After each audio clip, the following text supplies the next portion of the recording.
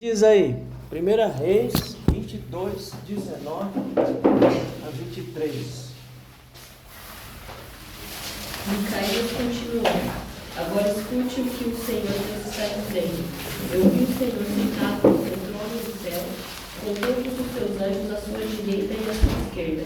Ele perguntou: Quem enganará Acabe para que ele vá a Ramote e seja morto lá? Alguns anjos disseram uma coisa e outros disseram outra, até que um espírito se apresentou e disse: Eu enganarei Acabe. E Deus perguntou: Como? E o espírito respondeu: Eu irei e farei com que todos os profetas de Acabe digam mentiras. Então Deus ordenou: Vá e engane Acabe, você conseguirá. E Micaias terminou dizendo a Acabe: O Senhor está vendo agora que Deus fez com que todos estes seus profetas mentissem, mas ele resolveu que vai acontecer uma desgraça com o Senhor, ó rei. Olha, como é que faz com um texto desse aí, minha gente? Nós estamos estudando, vamos entrar nessa questão aí. É muito simples. Permissivo. Porque se eu entender aí que Deus está diretamente mandando, então estou dizendo que a gente pode mentir também. Então, depois eu vou mandar um artigo para vocês sobre esse texto aí.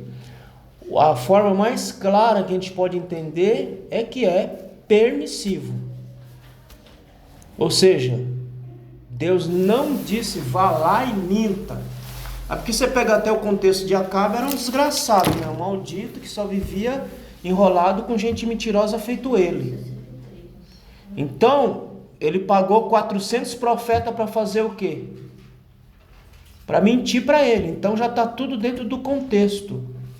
Então não tem como eu entender isso aí, a não ser dentro daquilo que nós chamamos de uma permissão de Deus. Até porque diretamente Deus não está envolvido na questão. O próprio Acabe já está enrolado nessa questão toda. Então quando você pega um texto como esse, você só pode entender dessa forma. Porque se você entender de outro jeito, então o João 8,44 cai por terra. Né? Quem é o pai da mentira? Se eu falar que foi Deus que mandou mentir, eu estou dizendo que Deus é o diabo, então. Mas aí os profetas já estavam mentindo. É o que eu estou dizendo. Que Acabe ia aguentar. Eles já estavam mentindo, só Deus vai continuar mentindo. Deus só já está na mentira, continue aí. Então ele permitiu a ação. Ele não disse, vai e faça isso. Ele permitiu essa ação, que é justamente essa questão aqui que nós estamos vendo aqui. Deus, para impetrar os seus juízos, ele vai usar as causas secundárias. Ele vai usar os homens, ele vai usar a circunstância, ele vai usar as situações para colocar as causas secundárias em funcionamento, sabendo que tudo vai ocorrer exatamente como está determinado por ele mesmo. Tá? Aí na folhinha... As versões da Bíblia são complicadas. Aqui na NVI está falando assim: o Senhor pôs um espírito mentiroso na boca desses seus profetas. Então, para cada tradução você pega de um jeito, mas para qualquer tradução que você correr, o único meio de entender episódios como esse é entendendo que ele permitiu e não que ele agiu diretamente naquele negócio. Porque senão eu vou fazer de Deus o pai da mentira. E a Bíblia é bem clara que o pai da mentira é o diabo. Eu vou mandar um artigo depois para ficar mais claro para você essa questão aí, só para a gente entrar aqui no tema, que é o mesmo. Tá? Que não tem como você... Não, foi Deus que colocou, foi Deus que fez assim, foi Deus que quis assim. Então, se for assim, nós estamos com uns problemas aí gigantes para resolver. Né? A Bíblia é bem clara que o pai da mentira é o diabo. Aí vem um texto desse aí, diz que ele foi lá e mandou o diabo ir lá mentir, o espírito ir lá e mentir. Então, faço de Deus o pai da mentira. O diabo não tem culpa no cartório. E a gente sabe que o diabo tem culpa no cartório do começo ao fim. Certo? Mas vamos lá. A gente vai aclarando essa questão aí. Então, na folhinha, essa concepção é extremamente complicada para nós compreendermos plenamente, que é exatamente isso que nós estamos falando. Compreender isso para nós é muito complicado. Não tem como nós compreendermos essas questões de maneira completa e exaustivas, por duas razões. Primeiro, porque nós somos finitos. E segundo, porque a nossa mente é a mente caída. É a mesma coisa, irmãos. Não tem como nós penetrarmos. Eu dei uma aula de metafísica no sábado. E a metafísica, ela quer explicar, não é a origem, ela quer tentar explicar a essência das coisas. A essência do ser. E na metafísica, ela mesma chega na conclusão que não tem como você penetrar nessas coisas de maneira completa e exaustiva. A gente arranha. Então, numa questão como essa, é o que a gente faz. A gente arranha, mas uma explicação 100%, nós nunca vamos ter. Como eu falei, não sei se eu falei aqui, eu estudo com um professor meu.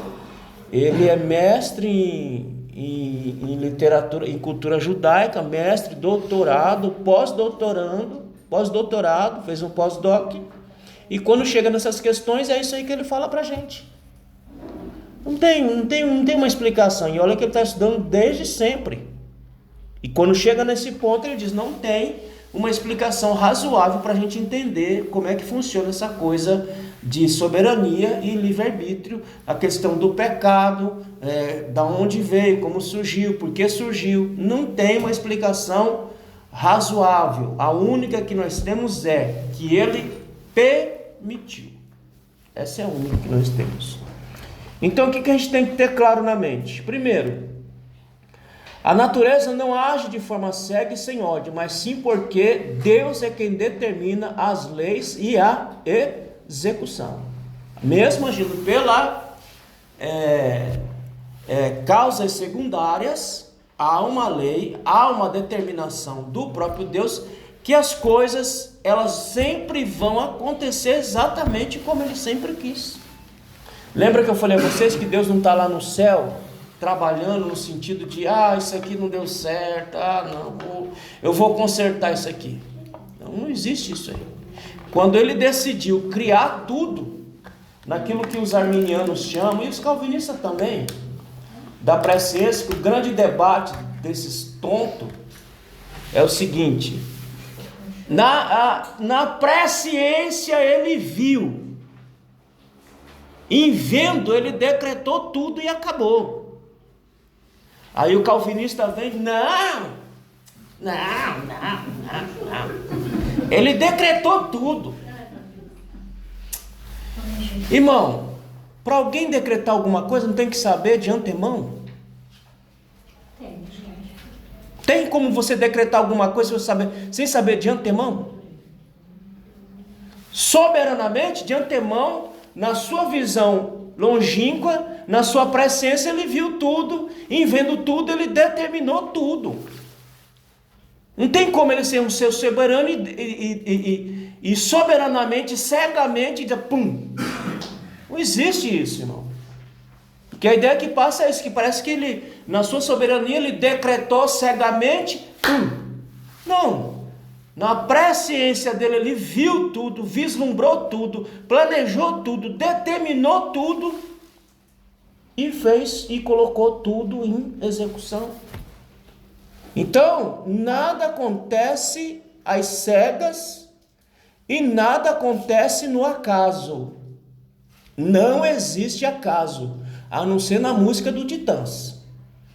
Mas dentro da fé, não existe acaso. As coisas são como são, porque Deus, em sua infinita graça e sabedoria, quis que assim fosse e assim vai ser. Para quê? Para tudo para a glória do nome do Senhor. Porque tudo vai virar redundando em glória para o Senhor e em benefício da própria humanidade. O final de tudo não é a glória do Senhor? O final de tudo é a glória do Senhor. E em benefício de quem? Em benefício da humanidade. De toda a humanidade. Agora, de toda a humanidade, vê como o Deus é tão bom, tão misericordioso, que a igreja vai ser levada, mas a pregação do Evangelho não vai cessar. A pregação do Evangelho na tribulação ela não vai cessar.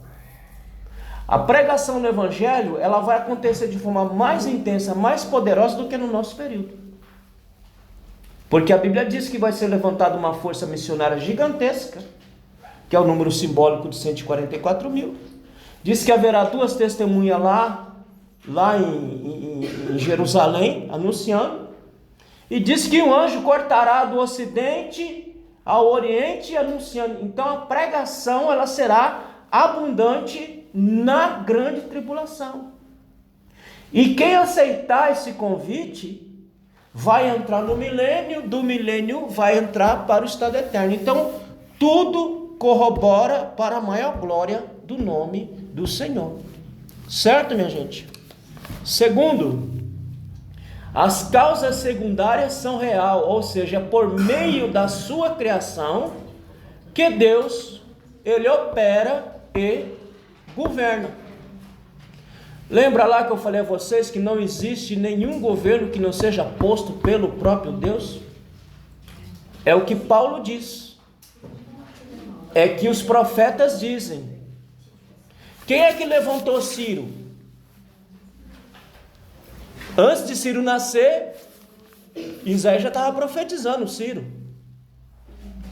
Ele vai vir e ele vai dar ordem para o meu povo voltar para a terra e reconstruir o templo, reconstruir a terra. Antes de Ciro existir, ele já estava profetizando, dizendo: quem é que estabeleceu? Não foi o próprio Deus?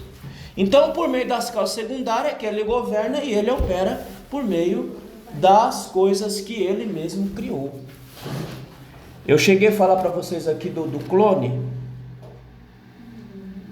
Por exemplo, o povo fica num grande debate, que nem teve um aluno que falou para mim: não, mas eu sou reducionista. Eu digo: eu sou mesmo, porque para que eu vou arrumar chifre em cabeça de cavalo se eu não tenho condição de arrancar o chifre da cabeça dele?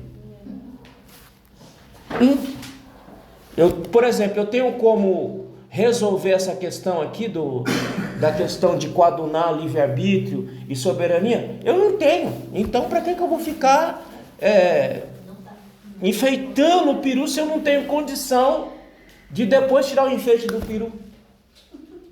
Então eu só posso entender de uma única forma. Então eu tenho que reduzir o máximo que eu posso para eu poder ter o quê? Um pouco de tranquilidade e paz na minha mente, irmão. Porque se você não fizer isso, e quando eu digo reduzir, é reduzir pela fé, aquietar na fé.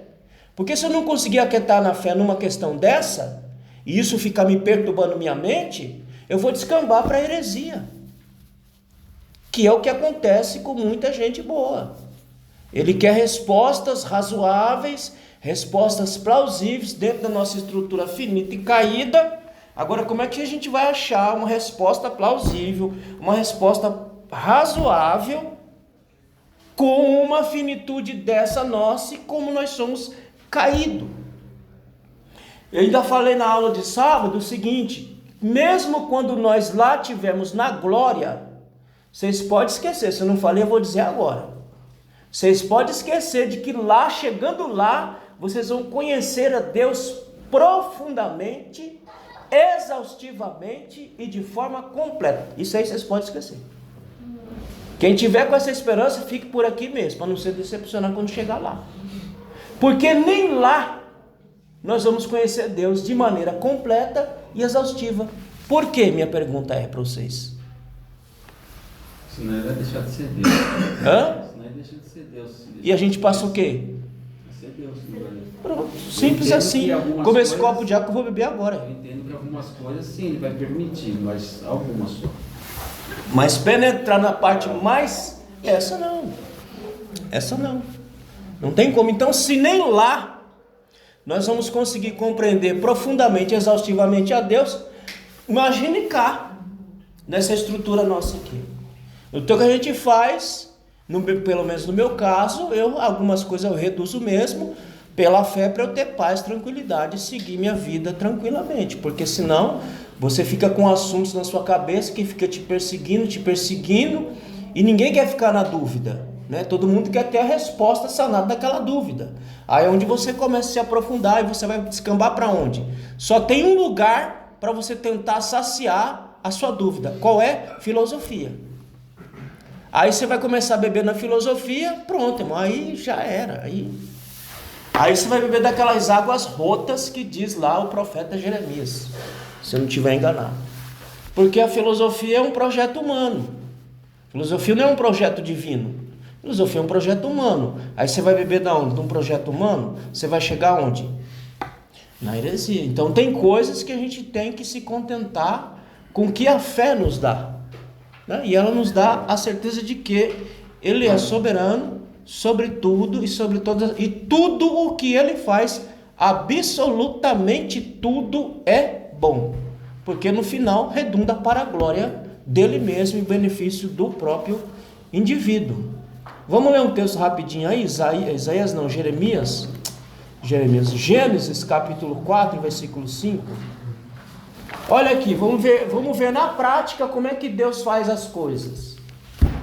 Deus mandou os irmãos de José pegar José e vender ele. Deus mandou eles fazerem isso? Mas Deus fez o quê? Por quê? Para a glória dele e para benefício da própria casa de José. Porque foi em José que ele estocou alimento para os próximos 7 anos de seca que haveria para sustentar um império, inclusive os familiares deles. Então, tudo que ele o faz para a glória dele. Por mais estranho que pareça para nós, lá no final do processo que nós vamos ver a glória do Senhor. O que é que diz aí Gênesis 45, 5? 45?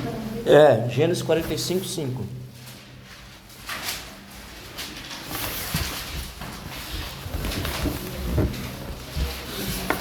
Agora, pois, não vos entristeçais, nem vos aborreçais, por me haverdes vendido para cá, porque para preservar a vida é que Deus me enviou adiante de vós. Pronto. Mas Deus foi lá, Deus foi lá e falou para os irmãos, venda José. Ele falou? Não. Mas ele permitiu, não permitiu? Se José caiu em toda aquela situação é porque ele permitiu. Por quê? Porque lá na frente tinha algo maior. Agora, Deus, como vê tudo, ele sabia o final. José não sabia, nem os irmãos, mas Deus sabia de tudo. Então tudo que ele faz é bom. Lá em Êxodo 4, versículo 11 a 12, Moisés é boca de Deus entre os homens no seu período. Então Deus usou Moisés soberanamente, e Moisés foi boca de Deus. E quando Moisés foi embora, ele falou o quê? Vai vir outro profeta semelhante a mim, ouvi ele também. Então Deus agindo pelas causas secundárias para louvor e glória do seu próprio nome. Em Josué é o gente usado por Deus para livrar o povo. E aí tem um debate, irmão, porque quando Josué entra lá na terra, lá, o que ele tem que fazer? Para tomar de posse da terra? Guerrear. Tem que matar a gente, ué. Tem que matar a gente, do menor ao menor, do menor ao maior. Aí, uma das alegações do povo é que houve genocídio. Mas não houve genocídio nenhum. Foi questionado se eles sairiam para eles teriam que passarem. Mas foi questionado a permissão para eles passarem. Sim. Eles pediram. Sim. Tiveram. Então Deus não falou, ó, eu vou dar essa terra para vocês. Mas Deus não disse, ó, vocês vão chegar lá com um buquezinho de rosa, que eles vão sair na manha do gato. Não, vocês vão ter que lutar. Por que dos 40 anos no deserto? Porque se a gente pegar no mapa, vocês podem pegar no mapa de vocês aí mesmo, da terra de Gozém até Canaã, era um caminho reto. Era uma caminhada aí de no máximo de 90 dias a 6 meses de caminhada para chegar lá em Canaã. O que Deus faz? Desce, vai lá no braço do mar. Porque eles não atravessaram o mar, foi o braço do mar. E atravessa ali e fica rodeando durante 40 anos. Para quê? Porque a nação, o povo que saiu lá do Egito, era uma nação com espírito de escravo. Um povo que não sabia lutar, um povo que não tinha estratégia militar, um povo que não sabia nada. Você acha que em 6 meses eles iam aprender a lutar, estratégia militar em 6 meses de caminhada? É claro que não. Então o que Deus faz? Vai rodando aí, 40 anos, Moisés, vai ensinando. Olha só, irmão, olha bem como é que Deus é inteligente, nós somos burros até a tampa. Você pega, olha como é que começa a história do povo. Essa história do povo começa com um menino que é colocado num barquinho de junco e jogado no Nilo. E aí a filha do faraó pega ele, leva para o palácio, começa a criar, pega a própria mãe dele para amamentar e criar ele. Mas diz o que a Bíblia? Que Moisés, ele era o que? O homem mais sábio do seu período. Moisés conhecia, olha só, Moisés conhecia tudo que era de estratégia militar, ele dominava, porque ele foi criado dentro do Egito, tendo todo o conhecimento necessário do Egito. Beleza. Aí você fala assim, então tá pronto para liderar o povo. E ele também achou, né? Quando ele viu lá o rapaz lá molestando o contemporâneo dele lá, o que ele foi? Matou o cara e enterrou. Aí foi dar um de gostoso lá e falou, mas quem é você? Você matou o cara e enterrou o cara ali, seu safado. E o que ele fez? Para onde? Quantos anos ele passa no deserto? Por quê? Para conhecer o deserto como a palma da mão. Aí os crentes lêem aquilo. Não, Moisés está andando às cegas. Não. Moisés sabia cada pedaço de chão. Moisés conhecia plenamente. Moisés sabia aonde pegar. Por exemplo, como é que eu quando li esse texto eu ficava imaginando, como é que pode? A Bíblia diz que o sapato crescia no pé do israelita lá. Não é isso aí? Eu falei, mas como é que é isso?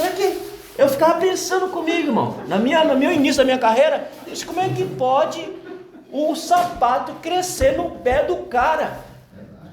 Eu ficava imaginando, é cobra, né? Que nem cobra aqui. É simples, irmão.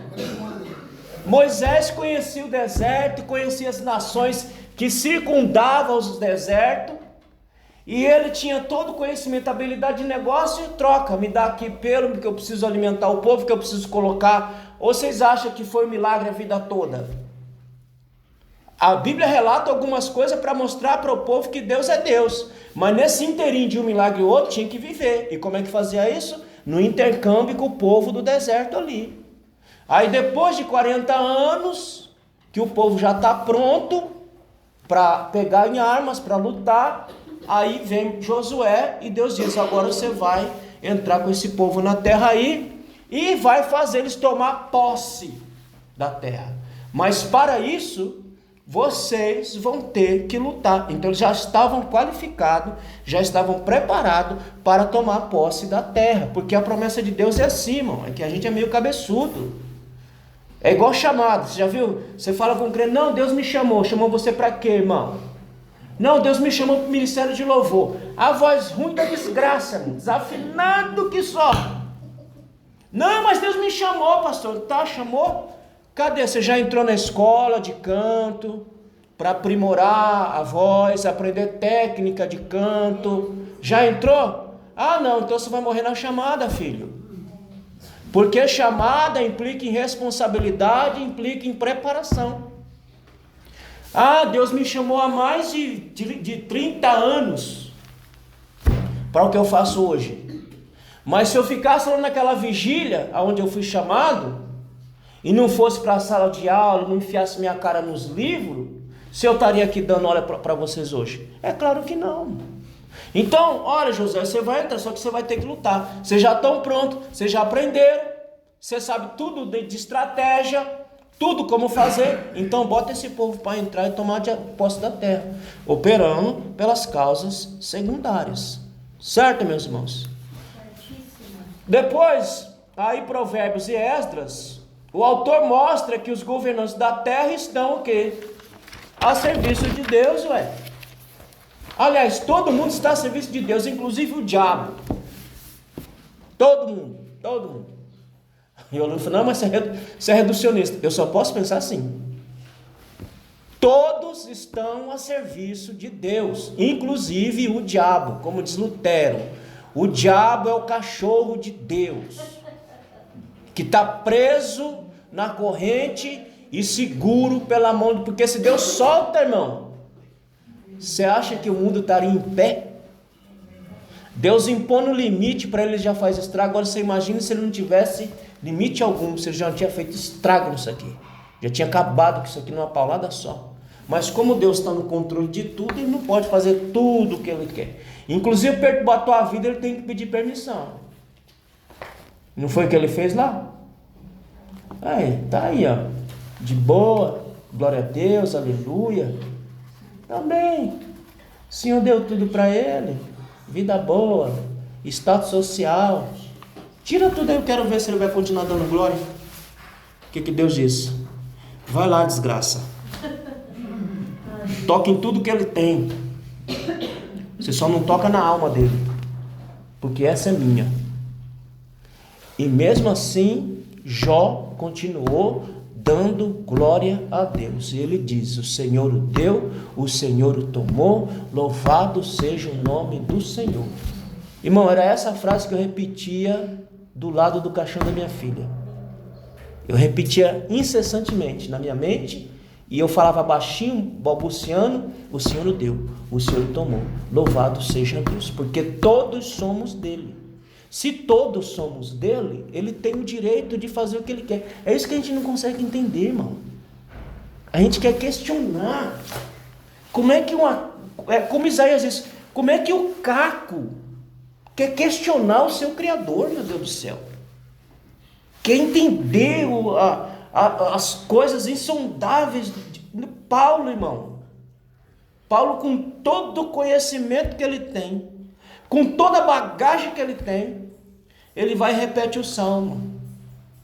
Ó profundidade insondáveis da sabedoria de Deus. É tão profundo que eu não consigo penetrar aí. Eu até gostaria, mas eu não consigo.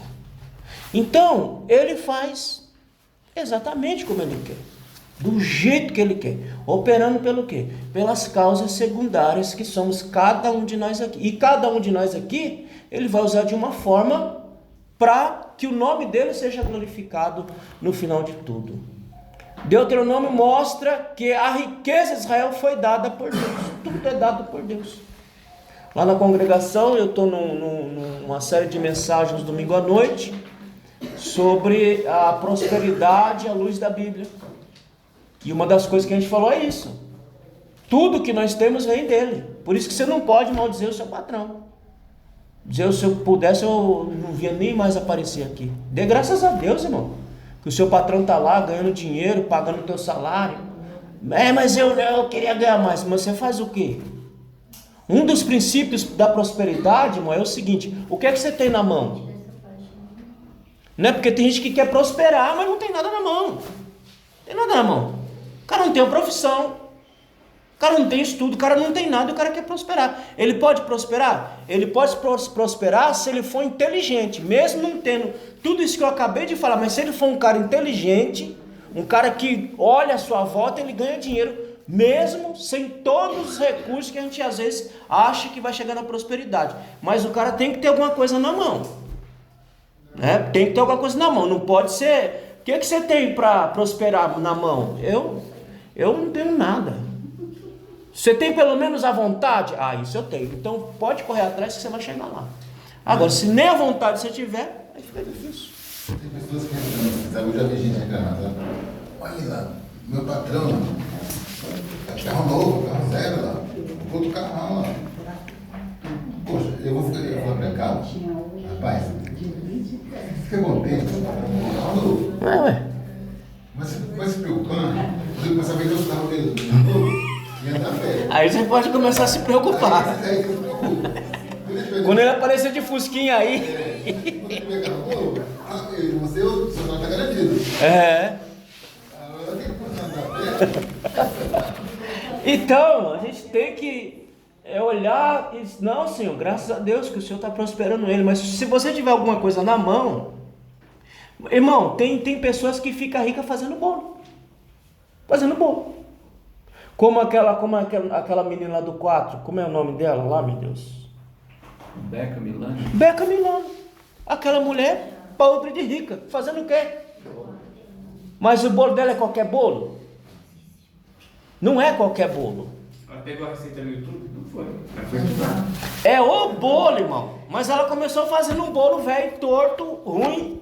Mas ela foi fazendo o quê? Aperfeiçoando, estudando. Você vê, com uma coisa simples. Simples. Você fala, bolo? Mas ela enriqueceu e continua enriquecendo. Vai lá ver quanto é que custa um bolo para fazer lá da sua festa lá, para você ver quanto é que você vai pagar um bolinho dela lá. Mas ela tinha alguma coisa na mão que fez ela prosperar. Então não é assim do nada que as coisas acontecem. Então as riquezas são dadas por Deus, mas desde que você tenha alguma coisa na mão. Porque se você não tiver nada na mão... Por exemplo, irmão, ó, aqui, ó, vou dar um exemplo para vocês aqui, ó. Quem tem iPhone aí? Mas você que é rico. Só o Fábio. Não, eu não. Mas é o 8 que já tem 7 anos comigo. Não tá nem atualizando mais. Já, ainda tá. Tá? Tá. Misericórdia. Tá no fiozinho da rabiola. Já tá, ó. Eu tenho um novo lá para vender, hein? Se você quiser, eu tenho um 13 Pro. Passar lá depois de tomar um café. Pode ir lá, tá lá. Novinho. Quanto? O que? Nele? 3 mil. O Arthur da Nega. 3. É o Pro, né? É o iPhone 13 Pro, 256 GB. Mas a gente pode conversar depois.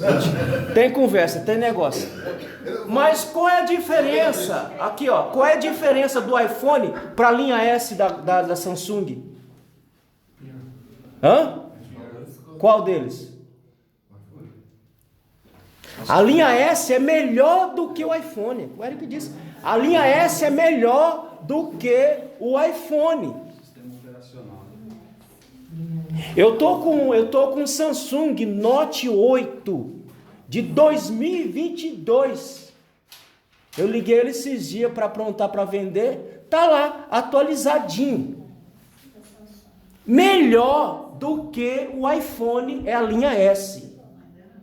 Qual que é a diferença? A propaganda. Colocaram no consciente coletivo que o iPhone é o celular top da galáxia. Não é. Não é. É o Samsung. Samsung, a linha S é a melhor. Qual é a diferença da sacada? Do camarada que inventou, ele soube vender o peixe dele. O cara da Samsung não vendeu o peixe tão bem. Se ele tivesse vendido o peixe bem, ele seria hoje o top, sendo o melhor celular. Não, hoje você compra uma tela da linha S, pela AliExpress você paga barato. 10 mil, mano. 10 pau, mas é um celular ótimo, é bom. Esse meu aqui é um S8, eu tava com X, quebrou, larguei lá e peguei esse S8 aqui, ó. Muito melhor do que o Samsung. Eu na Samsung, eu subi as coisas, deixa eu cair, né? A Sueli foi na mania aqui. Não é que mania, né? Não deve telefone aqui, né? É. Aí caiu, já era. Aí foi no banheiro, né? Quebrou a tela. Tem nada. Não, aí já era. Então, irmão, o que acontece? Você tem que ter alguma coisa na sua mão. Se você tiver alguma coisa na sua mão, você for inteligente, você for esperto, você vai prosperar. Agora, não tem como ter nada na mão e querer ser um Bill Gates da vida. Aí fica difícil, né? Aí até Deus do céu fala, meu filho, aí você já está querendo uma coisa impossível, né? Tem que ter uma coisa na mão. Aí o último ponto é que na execução do seu juízo, Deus usa os humanos. Deus vai usar as pessoas, Deus vai usar as condições, Deus vai usar a natureza, Deus vai usar tudo que tiver à disposição de forma secundária para colocar os seus juízos no meio do povo. Não foi assim com a nação de Israel? Deus usou as nações todo o tempo para punir Israel. Ele usou o quê? Causas secundárias. Ele podia diretamente fazer? Ele podia, mas se ele criou tudo que criou, criou os seres humanos, é porque ele queria agir por meio desses seres humanos, como ele faz até o dia de hoje. Tudo bem até aí, minha gente? Então lá, em relação a essa cooperação de Deus e homem, é preciso que tenha bem claro que não é uma cooperação participativa, mas sim que Deus usa os homens na execução dos seus planos. Nós somos meras ferramentas, é o que eu falei semana passada, eu acho. Nessa ideia de cooperação divina-humana, nós só somos ferramenta. Não uma participação. Por exemplo, eu vou chegar aqui no Fafá, vamos trocar essa porta aí, vamos colocar uma porta de ouro aí agora. E aí nós vamos sentar, conversar como é que nós vamos tirar essa porta, colocar ouro. É uma participação ativa das duas partes. Nesse caso aqui não. Nossa participação aqui só é de obedecer. Ele vai nos usar e a gente vai obedecer. Essa é a participação. É o que diz lá João, capítulo 15, versículo 5. Sem mim, não podemos fazer nada. Então, o ponto crítico da doutrina é em relação ao pecado. Houve um decreto de Deus em relação ao pecado humano? Este assunto tem que ser abordado levando em consideração decreto negativo ou permissivo. Não tem outra saída para nós, a não ser entender essa questão como um decreto ou negativo, como diz os reformados, ou permissivo. Não tem para onde correr. Eu já pensei muito nisso, irmão. Já pensei demais. Aí eu comecei a estudar sistemática. Eu fui estudar sistemática em busca dessa resposta. Digo, eu preciso ter uma resposta que caiba na minha razão, caiba na minha mente, porque a conta não fecha. E aí eu fui estudar sistemática, comprei vários livros, devo ter uns 3 ou 4 lá, deve estar faltando mais ainda, vou comprar mais ainda, mas a resposta eu sei que eu já não vou ter. Porque realmente não tem. Toda sistemática que você vai ler, você pode ler 10 sistemáticas. As 10, quando chega nesse ponto, ela vai ter que parar aqui. Não, o decreto foi permissivo. Deus não... Como que se Deus decretasse, ele diretamente foi lá e fez um negócio. Não, é permissivo. Nos decretos de Deus, a previsão do pecado foi permissiva e não decretada propriamente dita. É nessa questão que a gente para. A gente pode procurar para lá e para cá. Eu já li, eu tenho uma sistemática lá, as tradicionais, até a sistemática do Paul Tillich, que é um teólogo existencialista. Até ele, quando chega nessa questão, ele dá uma enrolada filosófica lá na questão, mas aí depois ele diz, não, mas é uma coisa que a gente não tem muita clareza nessa questão, porque realmente nós não temos mesmo. Então, se pensarmos na entrada do pecado como algo que pegou Deus de surpresa, a doutrina da soberania divina também perde sentido. Não, o pecado é igual um pastor batista, ele falou uma vez, eu achei interessante, né? Porque muita gente acha que o sexo é coisa do capeta, né? Do cabiroto. Aí então o pastor falou assim, não, Deus criou, né? Criou o homem, né? E foi tirar um cochilo, lá, dar um cochiladinho. Quando ele acordou, o diabo tinha colocado, como é que fala? Os órgãos sexuais no Adão e na Eva. Não. Primeiro que Deus não tinha cochilo, né? Que a Bíblia fala que ele não Mano, ele já criou assim mesmo. Ele já criou com essa aptidão mesmo. Então, a gente chega nesses pontos assim e o máximo que a gente consegue pensar é isso. Nada pega de surpresa. Porque tudo já foi previsto e determinado. Quando chega no pecado, ou é negativo, que o pessoal chama de negativo, ou permissivo. Mas não foi que chegou lá e pegou de surpresa. Nossa, meu Deus, olha aí o que aconteceu. O homem pecou, e agora? O que nós vamos fazer? Não, vamos improvisar. Vamos improvisar aqui, vamos improvisar. já aconteceu mesmo, agora vamos improvisar. Vai lá, filho, dá um jeitinho para nós aí nessa coisa aí, dá uma ajeitadinha aí para ver. Não. Faz o gambiarra.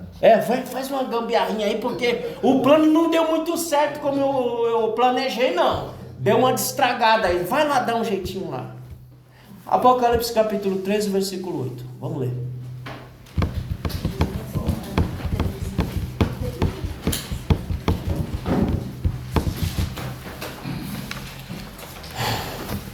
Apocalipse 13, 8. O que diz aí? 13 ou 13? 13. Todos os habitantes da terra adorarão a besta, a saber, todos aqueles que não tiveram seus nomes escritos no livro da vida do Cordeiro, que foi morto desde a criação do mundo. Aquele que tem ouvidos, ouça. Se alguém há de ir para o cativeiro irá. Tá bom. Cristo foi morto aonde? Desde a fundação do mundo. Quando entra num debate teológico sobre escatologia. Vocês já tiveram aula de escatologia? Mas eles vão ter. Os irmãos do Antigo Testamento não vão levantar do túmulo no arrebatamento. Vocês sabiam dessa? Pois é, não vão. Quando é que eles vão se levantar? Quando se instaurar o milênio. Aí irmão falou, não, mas como é que pode passar por Jesus? Eu falei, irmão, dá uma lida nesse texto aí. Todos têm que passar por Cristo. Nenhum homem vai a Deus se não for por Cristo. Todos. Eles morreram esperando quem? O Messias. O Messias já veio. O Messias já morreu. E já morreu na eternidade. No sentido de que lá, quando Deus cria tudo, vê tudo, Ele diz, ó filho, vai acontecer isso aqui, você vai ter que morrer aqui, beleza? Beleza, pai, tranquilo, bora nós aí. E pronto. E está resolvido. Então, no arrebatamento, levanta-se a igreja, esse povo continua na espera, e ele se levanta lá para o milênio.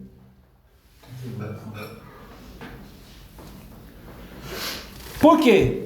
Eu pensava que também era assim, que todo mundo se levantava junto.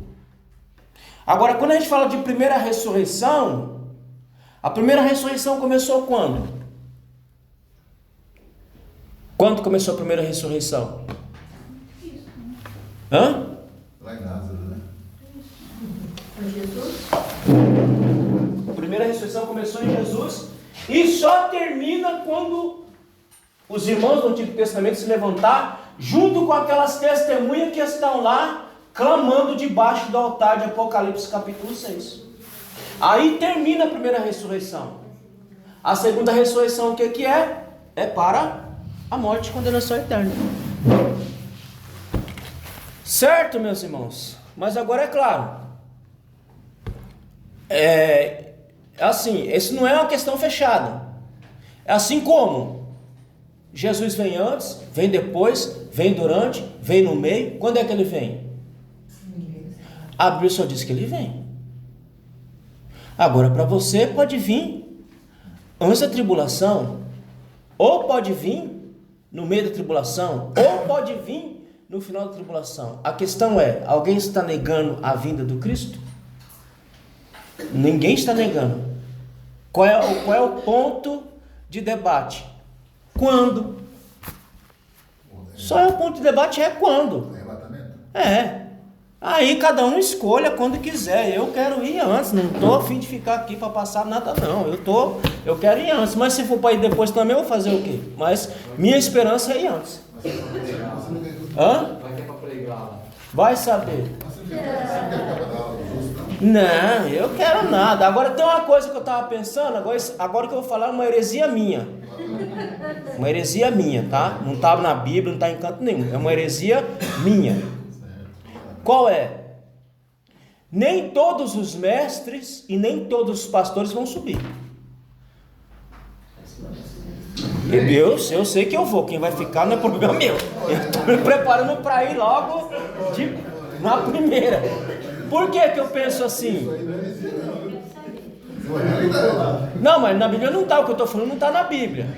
Por que eu estou dizendo isso? Porque vai ficar muita gente aí. Muita. Inclusive muita gente de dentro da própria igreja. E vai ter que ter alguém para arrebanhar esse povo aí. Eu não sei, mas eu sei de uma coisa: tem que ficar alguém aí para dar conta desse povo. Eu não vou, eu já falei que eu não quero. Eu quero ir, quem ficar aí, mande outro, eu estou fora. Mas gente, ó. Então, o ponto é esse.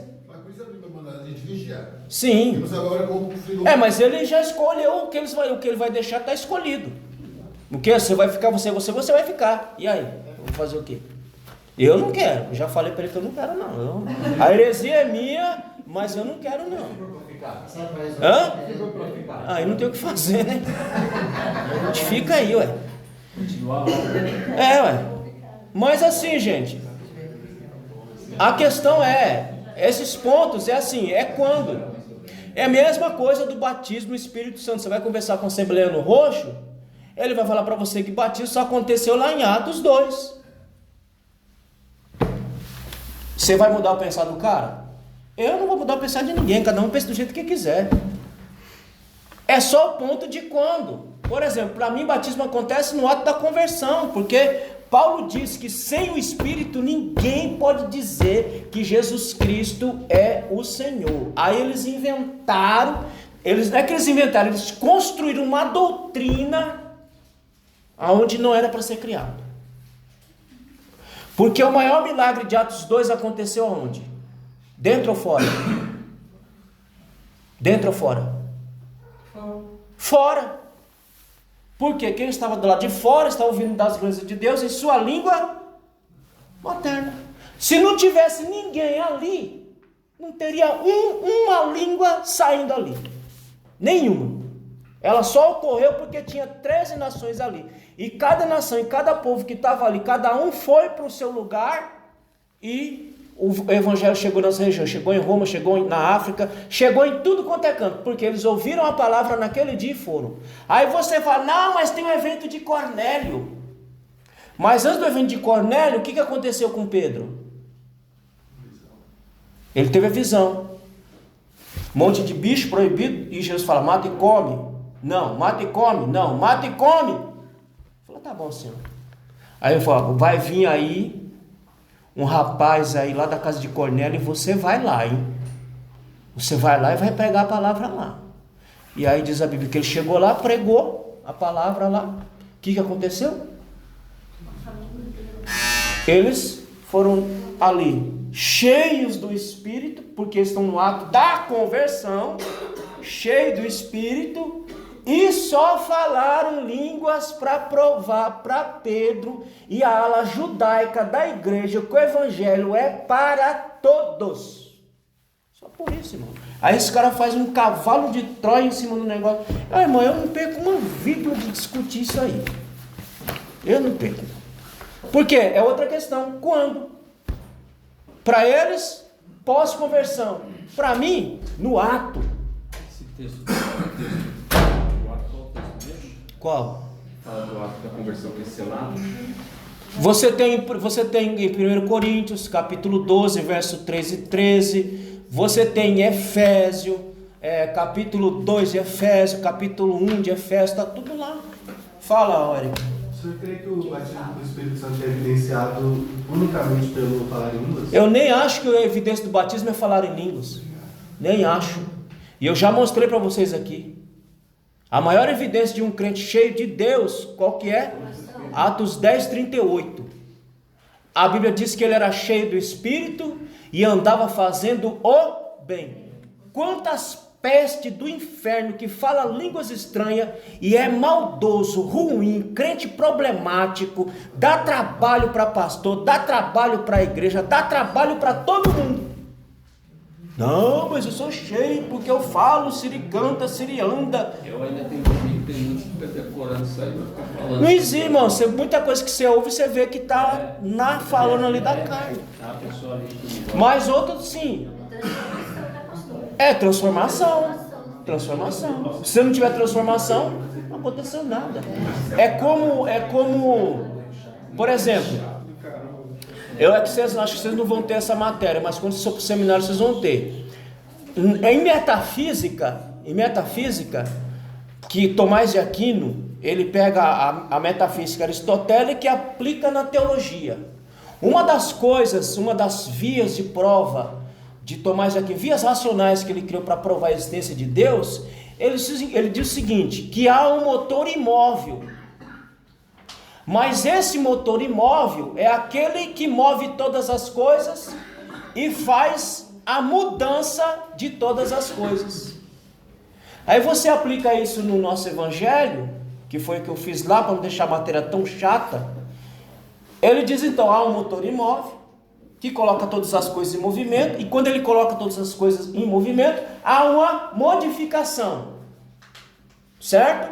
Ora, não é o que o Espírito Santo faz em nós? Ele vem sobre nós, nos coloca em movimento, pelo que diz lá Atos 1:8, nos coloca em movimento e faz uma transformação dentro de nós para sermos a semelhança de Cristo. Pronto. Então, esses pontos, você pode ir para onde você quiser. O que não pode acontecer é negar. Eu não posso negar, não, ele não vem. Não, ele vem. Pode ser, quando ele vem, a gente debate aqui. Agora, a gente não pode ter debate em desacreditar que ele não vem. Isso não. Agora, quando ele vem, irmão, aí você tem espaço para você andar para onde você quiser. Você não pode negar que ele vem. Ah, é batismo, é na conversão, é depois, não interessa. O que eu não posso negar é que não há um enchimento do Espírito dentro do crente. Isso eu não posso negar. Agora, quando? Aí fica no campo das ideias. E está tudo certo. E ninguém vai ficar nem mais santo, nem menos santo, porque um pensa do outro. O problema é que a gente não sabe respeitar. Né? O cara pensa do jeito. Deixa ele, irmão. Deixa ele. Se ele quer pensar assim, é confortável para ele pensar assim, deixa ele. Não é o que o apóstolo Paulo fala? Cada um tem que compreender um ou outro.